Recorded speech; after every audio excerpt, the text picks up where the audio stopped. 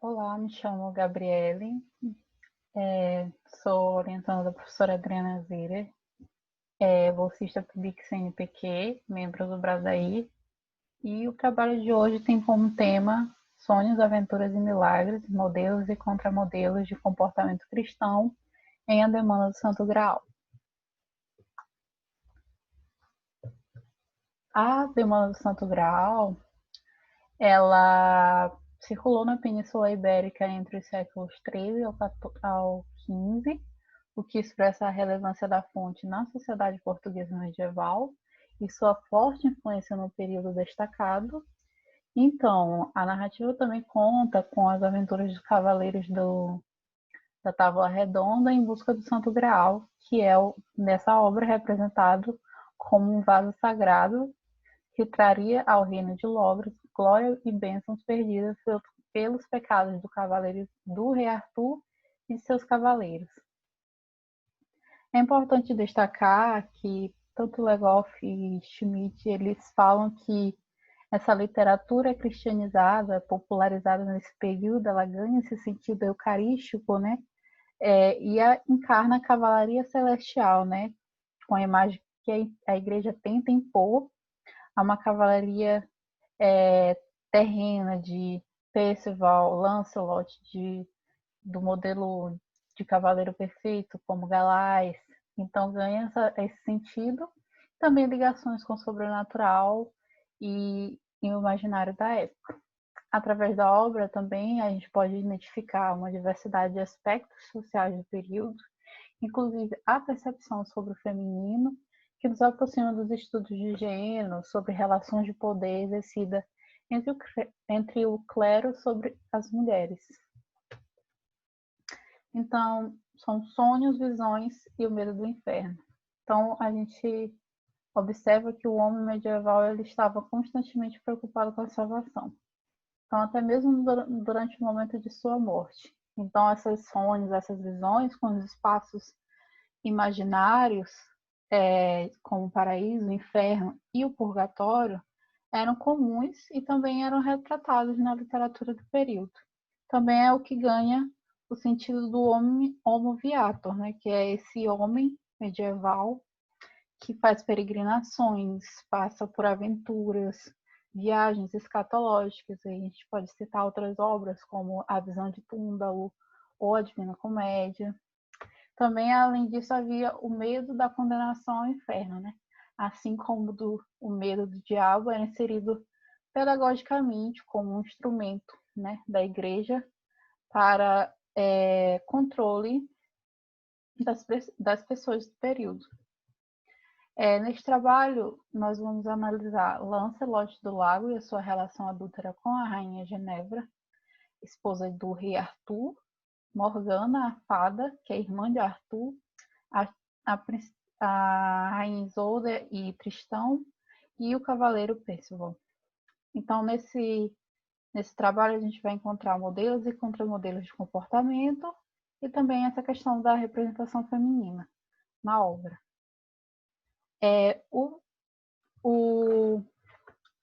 O trecho escolhido para analisar o episódio é justamente Sonhos de Lancelot. É onde o cavaleiro ele adormece e faz essa viagem, né, ou visões. Ele tem 3 visões. A primeira é o Rio de Vermes, onde saem 7 homens coroados e um último magro e infeliz, que é uma alusão à pobreza de espírito, pois os que eram justos e fiéis, eles tinham a verdadeira riqueza, né? Eram as pessoas que estavam atravessando esse rio e chegando ao outro lado, e o pobre, que era justamente a representação de Lancelot, pobre de espírito, porque ele cometia pecados relacionados à carne com a rainha, ele não consegue atravessar o rio. Então, é uma forma de aviso para que aquele cavaleiro ele parasse de cometer essas atitudes errôneas. Então, ele tem outra visão, a visão do inferno.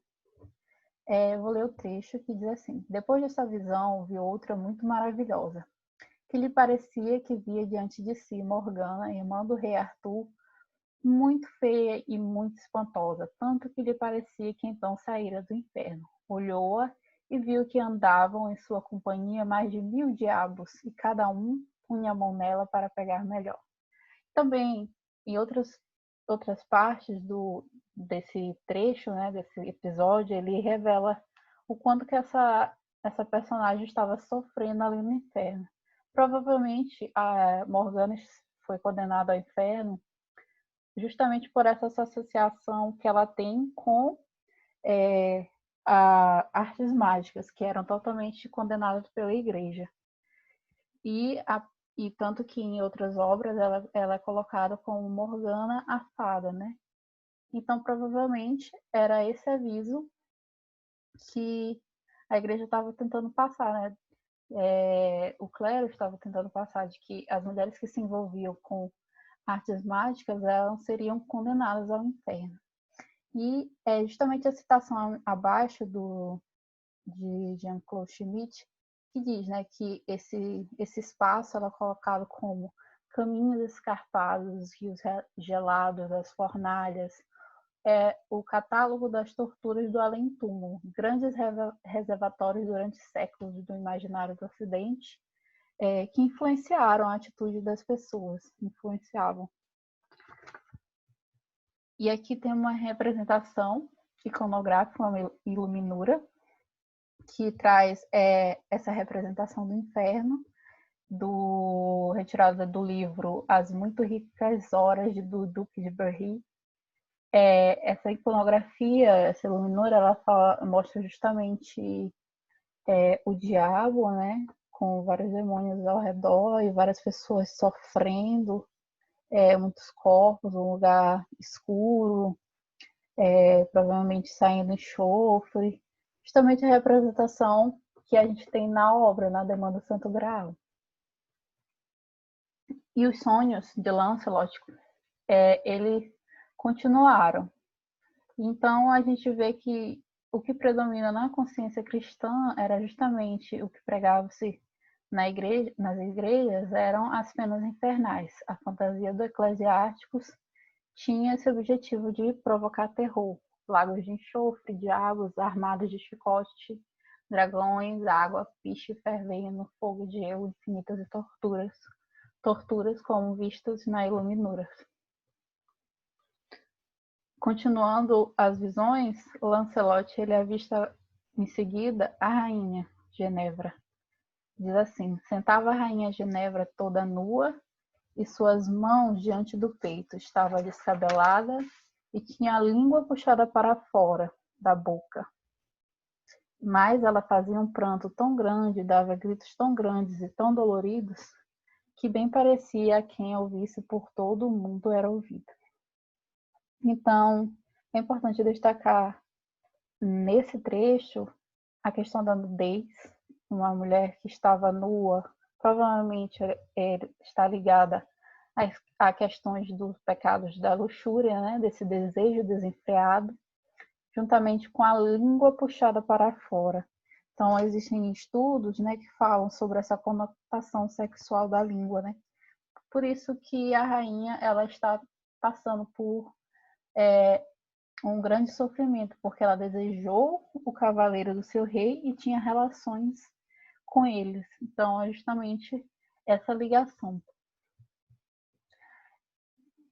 A visão, Lancelot tem uma outra visão, quando ele chega a Ermida e encontra Percival, quando ele vai dormir, e essa visão ele vê a rainha Isolda e Tristão, que é uma clara condenação ao amor cortês, porque o amor cortês ele incentivava o cavaleiro a fazer qualquer coisa pela dama, né? Inclusive traições, né? E aí Lancelot observa. Estava cercado de fogo, de modo que ardia de todos os lados. Atrás dela vinha outra rainha, também vir coroada, muito triste e com grande pesar. E olhava e reconhecia que era a rainha Isolda. E atrás dela vinha com cavaleiros gritando e fazendo lamentação, cercada de fogo. E Lancelot olhou e reconheceu que era Tristão, o Formoso. Então é justamente o que eu já havia falado, né? É um aviso para essas pessoas que mantinham relações de adultério, né? Visto que Isolda era casada com o rei Mars, tio de Tristão.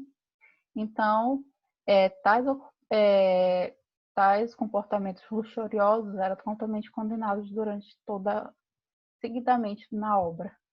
Então, após essa visão, o cavaleiro Lancelot ele é tocado pelo esse fogo que ele observa, e quando ele acorda, a sua perna está queimada. Então, ele sofre esse aviso também de forma literal. E somente Percival consegue o curar, porque Percival é um dos cavaleiros eleitos, né? Um cavaleiro que também tem essas características do homem puro. Como considerações, a gente pode colocar a demanda do Santo Graal, que ela nos permite pensar os modelos comportamentais para homens e mulheres, a exceção do medo por meio da literatura cristianizada, que homens e mulheres estavam sujeitos ao controle comportamental, e entretanto o lugar das mulheres na narrativa ele é colocado como negativo e demoníaco, um obstáculo para esses cavaleiros se manterem puros.